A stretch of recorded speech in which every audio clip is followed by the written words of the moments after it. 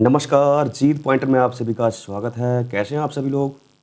देखिए, घटना चक्र के पूर्व अवलोकन सीरीज़ में हम पॉलिटी सब्जेक्ट कवर कर रहे हैं और इसी क्रम में आज नया अध्याय शुरू करेंगे, राज्य विधानमंडल एवं मंत्री परिषद। तो चलिए शुरू करते हैं। विधानसभा यानी लेजिस्लेटिव असेंबली, ठीक है। देखिए, पहले इसका देख लेते हैं, प्रीव्यू। विधान मंडल की बात की जा रही है यहाँ पे, ठीक है। विधानमंडल, तो विधानमंडल भी 3 चीज़ों से मिलकर बना होता है। विधानसभा, विधान परिषद, विधान परिषद और राज्यपाल, ठीक है। विधानमंडल, विधानसभा, विधान परिषद, राज्यपाल। लेकिन ये ज़रूरी नहीं है कि सभी राज्यों में विधान परिषद हो, ठीक है। तो देख लेते हैं, विधानसभा की बात चल रही है यहाँ पे, तो विधानसभा देख लेते हैं।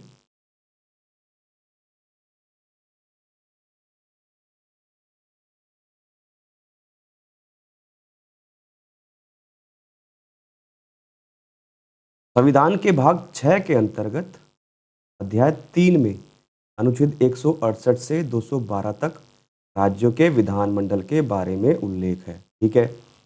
तो विधानसभा या विधानमंडल की बात किस में है? भाग 6 में है और अध्याय 3 में, अनुच्छेद 168 से 212 तक।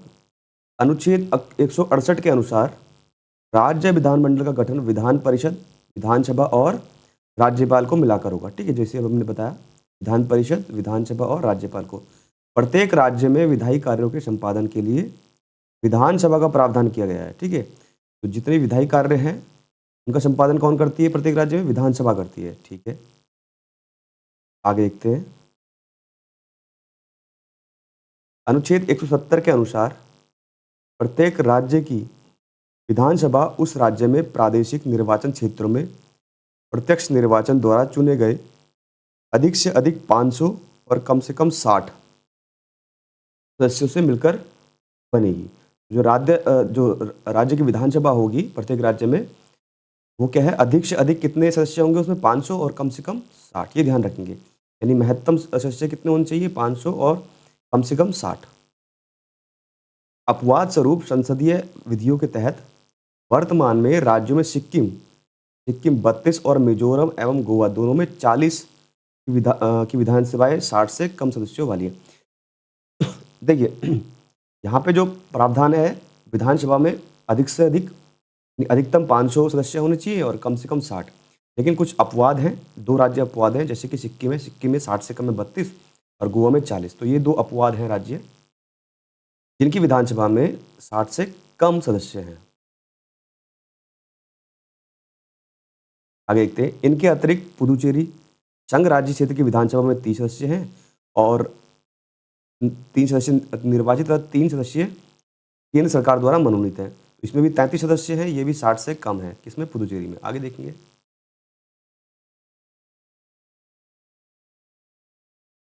सबसे बड़ी विधानसभा उत्तर प्रदेश की है, कि कितनी? 403।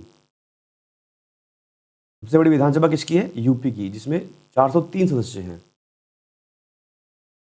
राज्य विधानसभाओं के निर्वाचन का संचालन भारत का निर्वाचन आयोग करता है, ये ध्यान रखेंगे। राज्य विधानसभाओं में निर्वाचन का संचालन करता है वो कौन करता है? भारत का निर्वाचन आयोग, ठीक है। अनुच्छेद 170(2) के अनुसार प्रत्येक राज्य को विधानसभा निर्वाचन हेतु प्रादेशिक निर्वाचन क्षेत्रों में ऐसी रीति से विभाजित किया जाएगा कि प्रत्येक निर्वाचन क्षेत्र की जनसंख्या का उसको आवंटित स्थानों की संख्या से अनुपात समस्त राज्य में यथासाध्य एक ही हो। यहाँ पे ये बोला गया है कि अनुच्छेद 170 में जो विधानसभा की सीटें बांटी गई है वो इस प्रकार बांटी गई है प्रादेशिक निर्वाचन क्षेत्रों में, कि प्रत्येक निर्वाचन क्षेत्र की जनसंख्या का उसके आवंटित स्थानों की संख्या से अनुपात समस्त राज्य में एक जैसा हो, ठीक है। यानी क्षेत्रफल के हिसाब से बांटी गई है। आगे देखेंगे। 87वें संविधान संशोधन अधिनियम 2003 के तहत यह विभाजन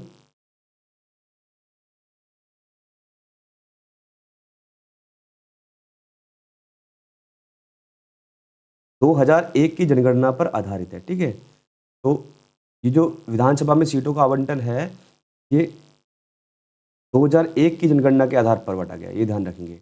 और कौन से संविधान संशोधन से? 87वें संविधान संशोधन 2003 से का प्रावधान किया गया है, ठीक है? ये ध्यान रखेंगे। विधानसभा अध्यक्ष के अधिकार तथा कार्य लोकसभा अध्यक्ष के समान ही हैं, ठीक है? तो विधानसभा अध्यक्ष के अधिकार तथा कार्य किसके समान है? लोकसभा के अध्यक्ष के समान ही होते हैं। विधानसभा अध्यक्ष यदि किसी प्रश्न पर पक्ष और विपक्ष में बराबर मत आए तभी अपने निर्णायक मत का प्रयोग करता है। देखिए, जिस प्रकार जो है लोकसभा का अध्यक्ष करता है निर्णायक मत, उसी प्रकार से विधानसभा का अध्यक्ष भी निर्णायक मत करता है जब दोनों ही पक्ष और विपक्ष में बराबर मत आए, ठीक है? टाई हो जहाँ पे सदन और तथा राज्यपाल के बीच अध्यक्ष ही संपर्क स्थापित करता है। सदन और राज्यपाल के बीच में जो संपर्क स्थापित करेगा, कौन करेगा? विधानसभा का अध्यक्ष करेगा। अध्यक्ष की अनुपस्थिति में उसके कार्यों का संपादन उपाध्यक्ष करता है, बिल्कुल सही बात है।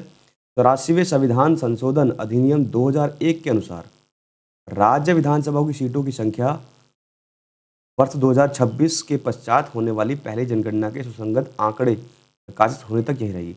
वही जैसा लोकसभा में किया गया है, 84वां संविधान संशोधन में ये व्यवस्था की गई जो 2001 में आया था। जो व्यवस्था चल रही है, जो आधार वर्ष है जनगणना का 1971, ठीक है? यही बना रहेगा 2026 तक, ठीक है? ये ध्यान रखेंगे। अगली जनगणना इसके बाद कब होगी? 2031 में होगी, ठीक है? तो ये मान लीजिए कि 2031 तक जो ये सीटों का विभाजन किया गया विधानसभा में, उसी प्रकार चलती रहेगी। जो जनगणना का जो 1971 की जनगणना पर आधारित है, ठीक है? ये ध्यान रखेंगे। आगे देखेंगे।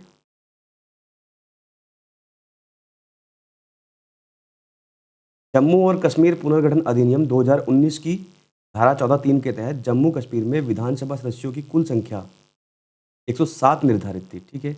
इसे परिसीमन के बाद बढ़ाकर 114 कर दिया गया है। जम्मू कश्मीर में विधानसभा सदस्यों की कुल संख्या कितनी थी? 107।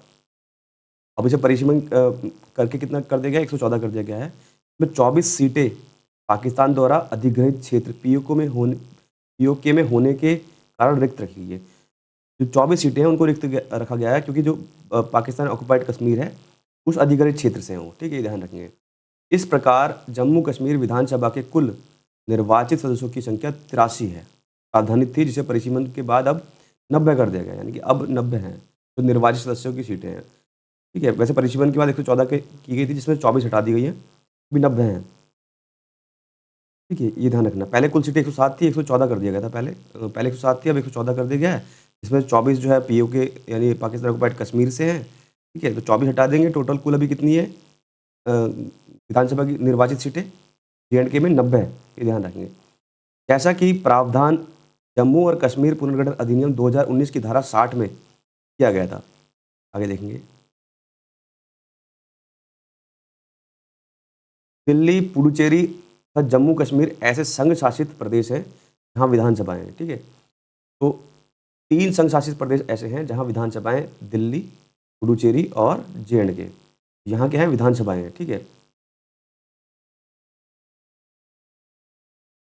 अनुच्छेद 173 के तहत विधानसभा की सदस्यता के लिए योग्यताएं हैं, वह भारत का नागरिक हो तथा उसकी आयु कम से कम 25 वर्ष हो। इस प्रकार लोकसभा के लिए 25 वर्ष होती है, उसी प्रकार विधानसभा के सदस्यों के लिए कम से कम आयु कितनी है? 25 वर्ष है, ये ध्यान रखेंगे, और वो भारत का नागरिक हो। अनुच्छेद 332 के तहत विधानसभाओं में जनसंख्या के आधार पर अनुसूचित जातियों और अनुसूचित जनजातियों के लिए स्थानों का आरक्षण का प्रावधान है, ठीक है?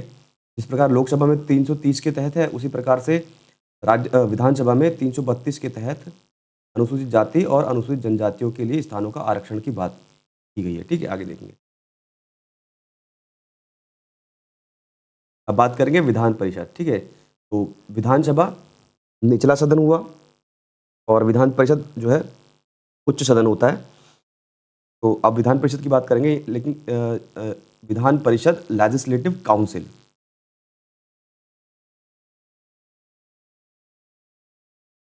अनुच्छेद 169 के तहत संसद विधि द्वारा किसी राज्य में विधान परिषद के सृजन या उत्साधन के लिए उपबंध कर सकती है। बिल्कुल सही है। देखिए, हर राज्य में विधानसभा नहीं होती है, संसद के पास शक्ति है कि वो किसी राज्य में विधान परिषद का सृजन कर सकती है, ठीक है? और ये किस में है? अनुच्छेद 169 में। याद रखेंगे 169 में प्रावधान है कि संसद किसी भी राज्य के लिए विधानसभा का गठन कर सकती है, ठीक है? ये ध्यान रखेंगे। यदि उस राज्य की विधानसभा तत्संबंधी संकल्प अपनी कुल सदस्य संख्या के बहुमत तथा उपस्थित एवं मत देने वाले सदस्यों के 2/3 बहुमत से पारित करें। ठीक है, और किस प्रकार होगा कि उस राज्य की विधानसभा में अपनी कुल सदस्य संख्या के बहुमत तथा उपस्थित एवं मत देने वाले सदस्यों के 2/3 बहुमत से पारित होगा। ये ध्यान रखेंगे। आगे देखेंगे। अनुच्छेद 171 के तहत विधान परिषदों के गठन का प्रावधान किया गया है। तो अनुच्छेद 171 के तहत जो है विधान परिषदों के गठन का प्रावधान किया गया है। वर्तमान में 6 राज्यों में आंध्र प्रदेश, बिहार, महाराष्ट्र, कर्नाटका, तेलंगाना और उत्तर प्रदेश, इन 6 राज्यों में क्या है, विधान परिषद का गठन हुआ है। ठीक है, ये ध्यान रखेंगे। कौन कौन से? आंध्र प्रदेश, बिहार, महाराष्ट्र, कर्नाटका, तेलंगाना और उत्तर प्रदेश। आगे देखेंगे।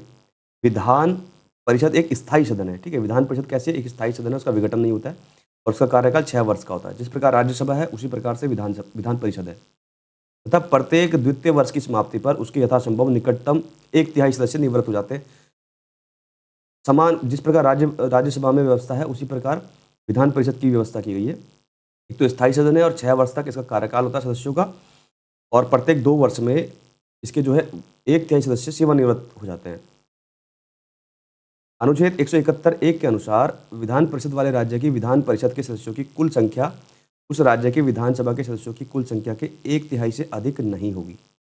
ये बोला गया है कि अनुच्छेद 171 के अनुसार विधान परिषद वाले राज्यों की जो विधान परिषद है उसके सदस्यों की कुल संख्या उस राज्य के विधानसभा के सदस्यों की कुल संख्या के 1/3 अधिक नहीं होगी। यहाँ पे ये बोला गया है कि इसको समझेंगे, विधान परिषद ये बहुत महत्वपूर्ण बिंदु है। विधान परिषद है, ठीक है, उसके सदस्यों की संख्या विधानसभा के कुल सदस्यों की संख्या का 1/3 से यानी 1/3 से अधिक नहीं होगी। इसकी विधान परिषद की संख्या, ये प्रावधान है।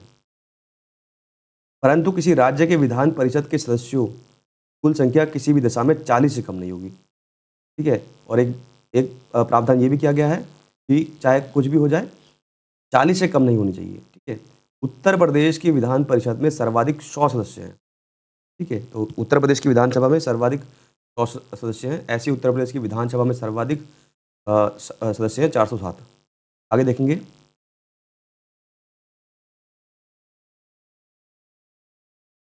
अनुच्छेद 171(4) के अनुसार विधान परिषद के निर्वाचित सदस्यों का चुनाव अप्रत्यक्ष रूप से अनुपातिक प्रतिनिधित्व पद्धति के अनुसार एकल संक्रमणीय मत द्वारा होता है। तो जो विधान परिषद है उसके सदस्यों का निर्वाचन कैसा होता है? अप्रत्यक्ष रूप से होता है, अनुपातिक प्रतिनिधित्व पद्धति के अनुसार एकल संक्रमणीय मत द्वारा। ठीक है, अनुच्छेद 171 के खंड 2 में प्रावधानित है कि जब तक संसद विधि द्वारा अन्यथा उपबंध ना करे तक किसी राज्य की विधान परिषद की संरचना अनुच्छेद 171 के खंड 3 में उपबंधित रीति से होगी। तदनुसार अनुच्छेद 171(3) में विधान परिषद की यथाशक्ति के निकटतम 5/6 सदस्यों को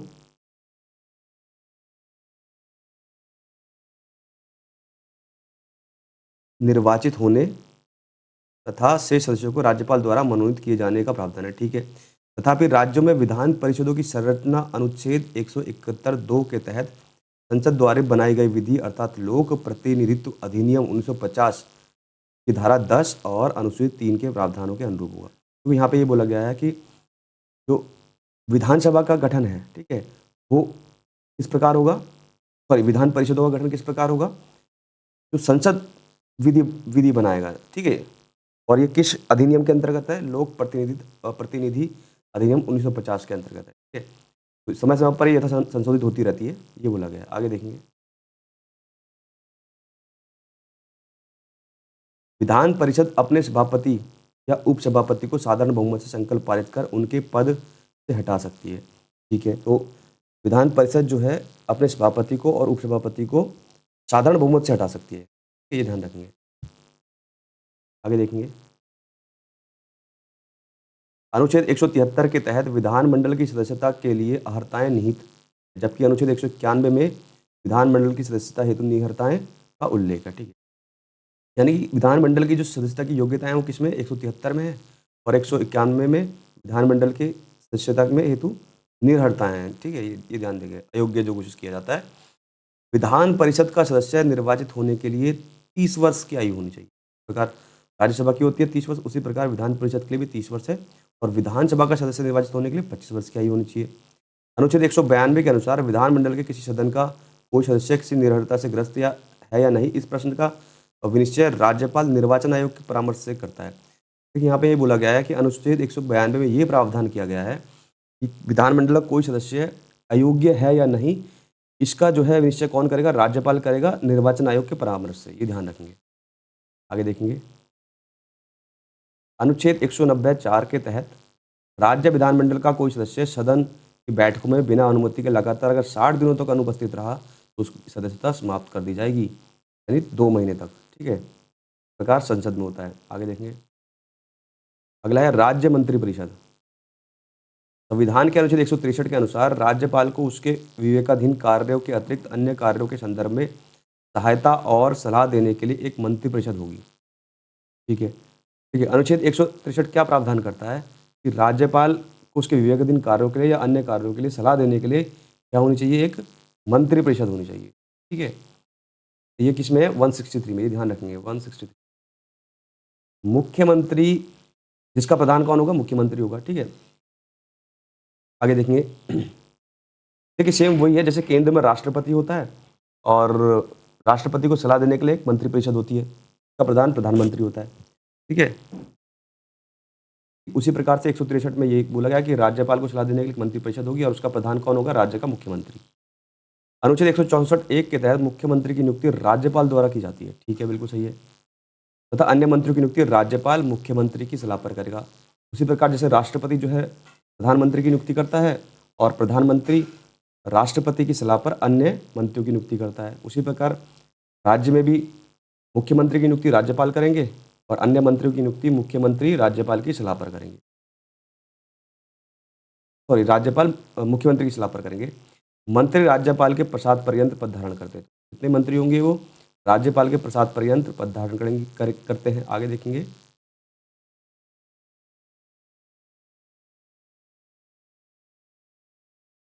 91वें संविधान संशोधन अधिनियम 2003 के द्वारा अंतः स्थापित अनुच्छेद 164(1) के अनुसार किसी राज्य की मंत्रिपरिषद में मंत्रियों की कुल संख्या उस राज्य के विधानसभा के सदस्यों कुल संख्या के 15% से अधिक नहीं होगी।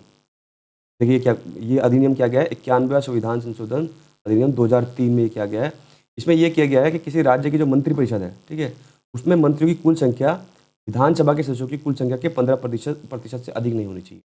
ठीक है, ठीक है, ये विधान परिषद है, सॉरी विधानसभा है। ठीक, अब ये बीच में मंत्रिपरिषद है। जो मंत्रिपरिषद बनती है विधानसभा के सदस्यों से बनती है मंत्रिपरिषद, तो मंत्रिपरिषद। ठीक है, यहाँ पे ये बोला गया है कि जो ये मंत्रिपरिषद है, ठीक है, इस पूरे विधानसभा के कुल सदस्यों की 15% से अधिक नहीं होनी चाहिए। ठीक है, ये बहुत महत्वपूर्ण बिंदु है। परंतु 12 से कम नहीं होनी चाहिए और 12 से भी कम नहीं होनी चाहिए। आगे देखेंगे, अनुच्छेद 164(2) के तहत मंत्रिपरिषद राज्य के विधानसभा के प्रति सामूहिक रूप से उत्तरदायी होती है। ठीक है, बिल्कुल सही बात है। जो मंत्रिपरिषद है वो राज्य के विधानसभा के प्रति सामूहिक रूप से उत्तरदायी होती है। जिस प्रकार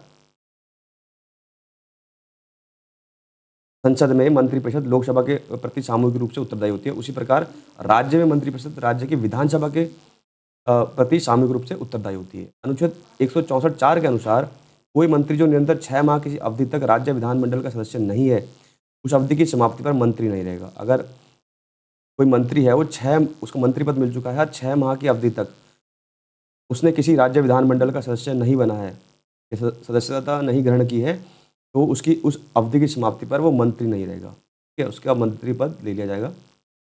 आगे देखेंगे, अनुच्छेद 167 में राज्यपाल को जानकारी देने आदि के संबंध में मुख्यमंत्री के कर्तव्यों का उल्लेख है।